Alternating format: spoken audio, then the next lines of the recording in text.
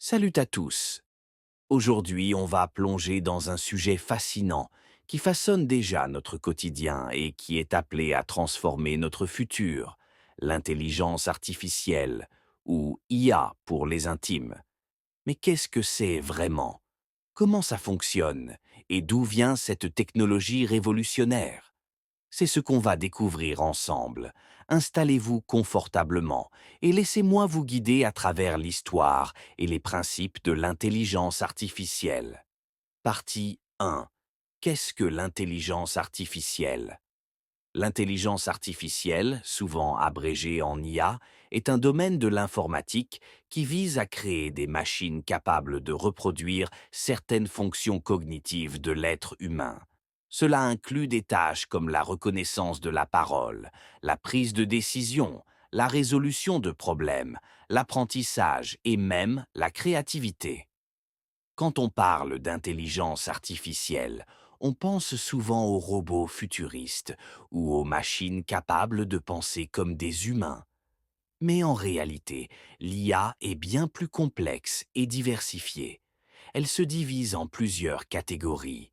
L'IA faible ou étroite. Elle est spécialisée dans une tâche spécifique. Par exemple, les assistants vocaux comme Siri ou Alexa, ou encore les moteurs de recommandation de Netflix.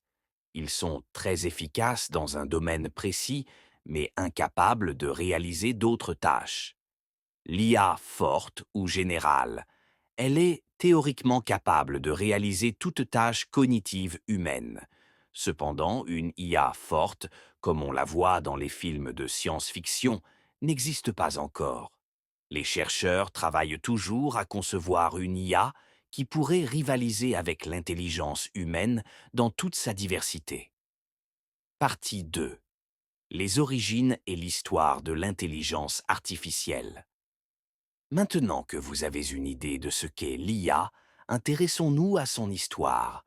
L'idée d'une machine capable de penser comme un humain remonte à plusieurs siècles, bien avant l'apparition des ordinateurs. L'une des premières traces de cette idée se trouve dans la mythologie grecque, avec le mythe de Talos, un automate géant fait de bronze qui protégeait l'île de Crète. Mais c'est au XXe siècle que l'IA commence véritablement à prendre forme. Dans les années 1950, le mathématicien britannique Alan Turing pose la question «Les machines peuvent-elles penser?» dans un article révolutionnaire. Il propose alors le test de Turing, un test conçu pour déterminer si une machine peut se faire passer pour un humain dans une conversation. Ce test reste un concept clé pour évaluer l'intelligence des machines. En 1956, lors de la conférence de Dartmouth, le terme intelligence artificielle est officiellement utilisé pour la première fois.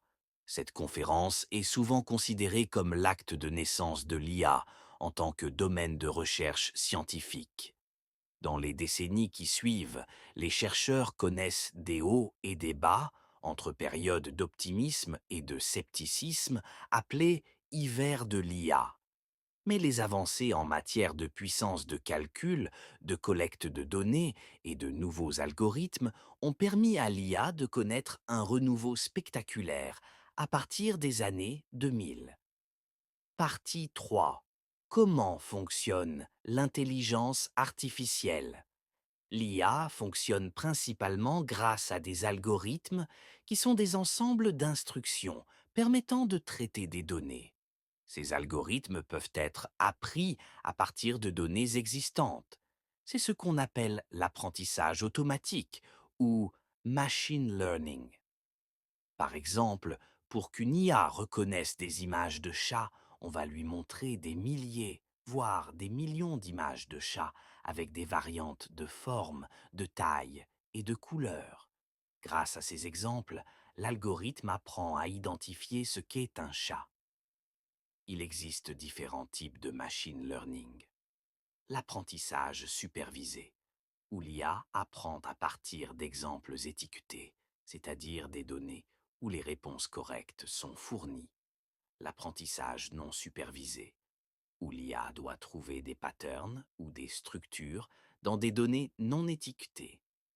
L'apprentissage par renforcement, où l'IA apprend par essai et erreur en recevant des récompenses ou des punitions en fonction de ses actions. Un autre concept clé est le deep learning, une sous-catégorie du machine learning qui utilise des réseaux de neurones artificiels inspirés du cerveau humain pour traiter des données complexes. C'est cette technique qui a permis de grandes avancées dans des domaines comme la reconnaissance d'images, la traduction automatique ou encore la création de contenu.